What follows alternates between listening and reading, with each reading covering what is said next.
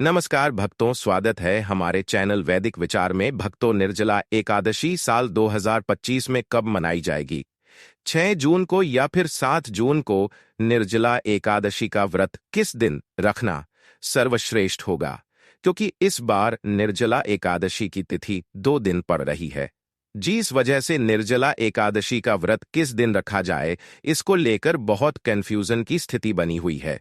साथ ही व्रत खोलने का शुभ समय भी बताएंगे और इसकी संपूर्ण पूजा विधि, व्रत विधि क्या है, इस दिन क्या करना चाहिए, या इस दिन पानी कब, कितना और कैसे पीना है, इसकी भी संपूर्ण जानकारी आपको इस वीडियो में प्राप्त होगी। लेकिन वीडियो शुरू करने से पहले आपसे निवेदन है कि यदि वीडियो आपको थोड़ा सा भी अच्छा लगे तो कृपया एक बार लाइक अवश्य कर दीजिएगा और मनोकामना पूर्ति के लिए कमेंट बॉक्स में अवश्य लिखिएगा जय श्री हरि या जय लक्ष्मी नारायण। तो चलिए बात करते हैं निर्जला एकादशी की। दोस्तों, निर्जला एकादशी का व्रत ज्येष्ठ माह के शुक्ल पक्ष की एकादशी तिथि को रखा जाता है।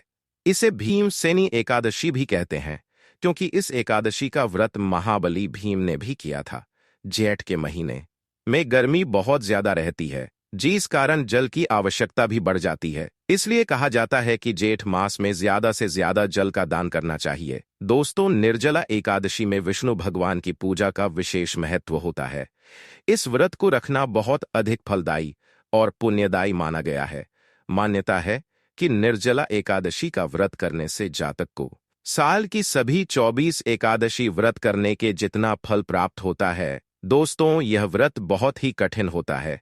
यह व्रत किसी तपस्या से कम नहीं है, क्योंकि इस व्रत में व्रती पानी तक का सेवन नहीं कर सकते हैं।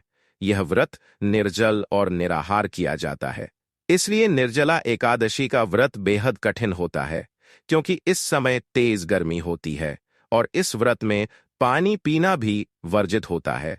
ऐसे में इस व्रत को निर्विघ्न पूर्ण करना बेहद ही कठिन रहता है।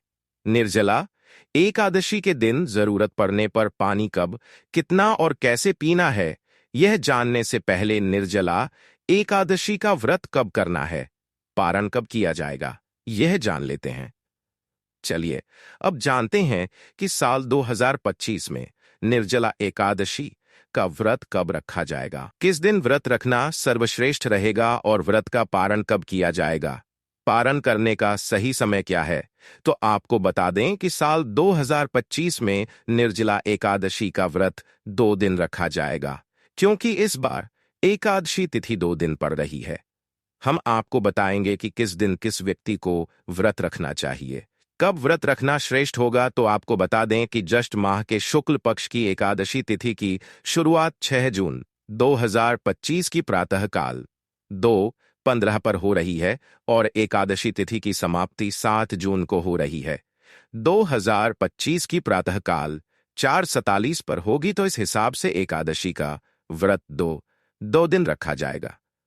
पहला 6 जून 2000 और दूसरा 7 जून 2025 दिन शनिवार को। ध्यान रहे, जो व्यक्ति पारंपरिक जीवन में है, यानी गृहस्थ जीवन में है, सामान्य जन है और उद्यातिथि को महत्व देते हैं, तो वह पहले दिन वाली एकादशी यानी 6 जून 2025 दिन शुक्रवार को 2025 दिन शुक्रवार को व्रत रखेंगे और 7 जून को पारण करेंगे। लेकिन जो लोग सन्यासी हैं, विधवा है और मोक्ष के इच्छुक व्यक्ति हैं, यानी वैष्णव जन है, तो वह दूसरे दिन वाली एकादशी यानी 7 जून 2025 दिन शनिवार को व्रत रखेंगे और 8 जून को पारण करेंगे। दोस्तों, जब भी एकादशी की तिथि 2 दिन पड़ती है, तो पहले दिन वाली गृहस्थ लोग यानी स्मार्थ लोगों के लिए होती है और दूसरे दिन वाली एकादशी का व्रत वैष्णव लोग यानी सन्यासी और विधवा लोग धारण करते हैं।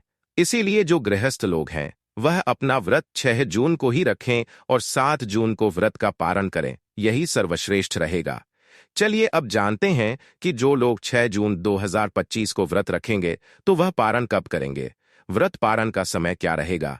तो आपको बता दें कि व्रत पारण का समय 7 जून 2025 की दोपहर को 1:44 से लेकर शाम 4:31 पर रहेगा और पारण तिथि के दिन हरिवासर समाप्त होने का समय 7 जून 2025 की दोपहर को 1:44 से लेकर शाम 4 31 पर रहेगा। 2025 की सुबह 11:25 पर रहेगा। वहीं जो लोग 7 जून को व्रत रखेंगे तो उनके लिए व्रत पारण का समय 8 जून 2025 की सुबह 5:23 से लेकर सुबह 7:17 तक रहेगा और पारण के दिन द्वादशी समाप्त होने का समय 8 जून 2025 की सुबह 7:17 पर रहेगा।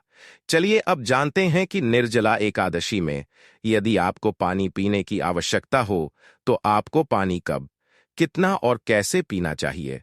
दोस्तों, निर्जला एकादशी व्रत में पानी पीना वर्जित होता है क्योंकि यह व्रत निर्जल और निराहार किया जाता है। इस व्रत में एकादशी के सूर्योदय से लेकर दूसरे दिन यानी द्वादशी के सूर्योदय तक जल का त्याग करना चाहिए और अगले दिन यानी द्वादशी तिथि को सूर्योदय के बाद ही जल ग्रहण करना चाहिए। लेकिन यदि आपको इस बीच बहुत अधिक प्यास लग रही है, आपका गला सूख रहा है, आपसे बर्दाश्त नहीं हो पा रहा है, तो ऐसी स्थिति में आप इस दिन केवल कुल्ला या आचमन करने के लिए अपने मुंह में पानी डाल सकते हैं। बस ध्यान रखें कि आचमन के तौर पर ही पानी ग्रहण करें, यह नहीं कि आपने ज्यादा पानी पी लिया। इस बात का आपको विशेष ध्यान रखना है कि आप सिर्फ कुल्ला या आचमन ही करें ना कि पानी पिए, या आप ऐसा भी कर सकते हैं कि जब आप व्रत का संकल्प ले तो उस समय तक का ही ले जितनी देर तक आप निर्जल व्रत रख सकते हैं। जैसे आप शाम तक निर्जल रह सकते हैं तो वैसा ही व्रत का संकल्प ले लें और शाम की पूजा आरती के बाद जल ग्रहण कर सकते हैं, या आप रात 12 बजे तक निर्जल रह सकते हैं तो वैसा संकल्प भी ले सकते हैं। और अगर आप इस व्रत को निर्जल नहीं कर सकते तो आप फलाहारी व्रत का संकल्प करें। आप इस व्रत में फल, दूध, जूस या चाय आदि पीकर भी व्रत रख सकते हैं, या सिर्फ जलीय व्रत यानी लिक्विड आहार लेकर भी आप इस व्रत को पूरा कर सकते हैं। तो फिर आपको फलादि नहीं खाना होगा, केवल जूस, चाय, दूध आदि लेकर ही आप निर्जला एकादशी के व्रत को पूरा करेंगे। इस बात का विशेष ध्यान रखें। दोस्तों, निर्जला एकादशी की पूजा विधि जरूर समझ लें। व्रती को निर्जला एकादशी के दिन सुबह जल्दी उठकर स्नान आदि करके हो सके तो पीले रंग के वस्त्र धारण करने चाहिए। इसके बाद सूर्य देव को जल अर्पित करें। फिर पूजा स्थल को साफ सुथरा कर गंगा जल छिड़क कर पवित्र कर लें। सभी पूजा सामग्री एकत्रित कर लें। बात करें पूजन सामग्री की तो इसमें आपको एक लकड़ी की चौकी या पटा चाहिए, साथ ही भगवान विष्णु जी की मूर्ति या फोटो, जल का लोटा, पीले फूलमाला, चंदन, रोली, मौली, अक्षत, पान, सुपारी, लौंग, इलायची, धूप, दीप, इत्र, जनेऊ, नैवेद्य में फल और मिठाई आदि ले लें और पंचामृत भी बनाएं। साथ में कुछ दक्षिणा भी शामिल जरूर करें। आप सारी सामग्री एकत्र कीजिए और आसन लगाकर पूर्व या उत्तर की ओर मुख करके बैठ जाइए। अब लकड़ी की चौकी या पटा रख लें, उसमें पीला कपड़ा बिछाकर भगवान विष्णु जी की मूर्ति या फोटो को स्थान दें। अब सबसे पहले व्रत, पूजा और दान का संकल्प लें। इसके लिए अपने सीधे हाथ में थोड़ा सा जल, पुष्प, अक्षत और एक सिक्का लें और भगवान विष्णु का ध्यान करके अपना नाम, अपना गोत्र, जिस स्थान पर बैठकर आप संकल्प कर रहे हैं वहां का मकान नंबर, क्षेत्र का नाम, शहर का नाम लेकर भगवान से व्रत और पूजन निर्विघ्नपूर्ण हो इसके लिए प्रार्थना करें। घर परिवार की खुशहाली की कामना करें। अगर कोई विशेष मनोकामना है तो उसे भी बोलिएगा। अब संकल्प की सामग्री भगवान के चरणों में अर्पित कर दीजिए। इस प्रकार से आपको संकल्प करना है। संकल्प करने के बाद अब पूजन आरंभ करेंगे। सबसे पहले भगवान विष्णु जी को जल अर्पित करेंगे। इसके बाद पंचामृत से भगवान को स्नान कराएंगे। आप पंचामृत में कच्चा दूध, दही, घी, शहद, शक्कर शामिल करें। यदि आपके पास भगवान की धातु की मूर्ति है तो आप पंचामृत से सीधे स्नान कराएं। यदि तस्वीर है तो एक फूल लें, उसमें पंचामृत लगाकर भगवान को अर्पित कर दें।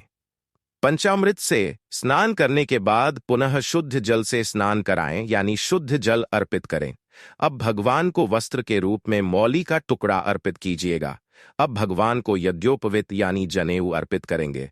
जनेऊ पर पहले रोली लगाकर तिलक कर दीजिएगा। इसके बाद शुद्ध घी का दीपक जलाए, धूप जलाए। अब पुष्प वरुई में थोड़ा इत्र लगाकर भगवान को अर्पित करें। इसके बाद रोली या चंदन का तिलक लगाएं, अक्षत अर्पित करें और भगवान को पुष्पमाला चढ़ाएं। अब भगवान को हाथ से दीप दिखाए बिना दीपक को उठाए हुए या पुष्प में धूप दिखाकर भगवान को अर्पित कर दें। अब भगवान को भोग लगाएं। इसमें आप फल, मिठाई, मिश्री, बताशा और भगवान जी को पंचामृत का भोग जरूर लगाएं। साथ में तुलसी का पत्ता जरूर रखें। भोग लगाने के बाद जल का आचमन कर इसके बाद भगवान को तांबुल यानी कि पान के पत्ते पर 2 लौंग, 1 इलायची, 1 सुपारी रखकर अर्पित करें। इसके बाद अपनी इच्छा अनुसार भगवान को कुछ न कुछ दक्षिणा भी अर्पित करें। साथ में आप जो कुछ इस दिन दान करने वाले हैं वह सामग्री भी पूजन स्थल पर जरूर रखें। उसका भी पूजन करें। जैसे आप जल कलश यानी घड़ा दान करने वाले हैं तो उसे पूजन स्थल पर जरूर रखें। इसके बाद हाथ जोड़कर भगवान से प्रार्थना कीजिए, हे भगवान, हमारे व्रत और पूजन को स्वीकार करें। पूजा में कोई चूक हो तो क्षमा करें। अपने मन की इच्छा को भी बोले। इसके बाद निर्जला एकादशी की कथा पढ़ें या सुने। अब आप भगवान की आरती करके विधिवत पूजा को संपन्न करें। इसके बाद शाम को भी भगवान की पूजा, आरती, भोग जरूर करें।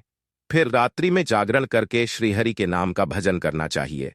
दोस्तों, अब बात करते हैं एकादशी के व्रत पारण की। एकादशी के व्रत का पारण कब और कैसे करना चाहिए? दोस्तों, एकादशी व्रत का पारण हमेशा एकादशी के अगले दिन यानी द्वादशी तिथि में शुभ मुहूर्त में ही करना चाहिए। आप इस दिन सुबह स्नान करके भगवान विष्णु जी की विधिवत पूजा अर्चना करें। इसके बाद जल के साथ तुलसी के पत्तों के साथ पूजा करने के बाद आप जल के साथ तुलसी के पत्तों से निर्जला एकादशी के व्रत का पारण करें। ध्यान रहे कि तुलसी के पत्ते आपको दांतों से नहीं चबाने हैं, बल्कि पानी की मदद से उसे निगलना चाहिए। आप निर्जला एकादशी के व्रत का पारण तुलसी व जल के साथ कर सकते हैं या फिर फलों के जूस या नींबू पानी से भी कर सकते हैं। या आपने जो भी फल भगवान विष्णु जी की पूजा में चढ़ाया है, आप उस फल को खाकर भी अपने व्रत का पारण कर सकते हैं।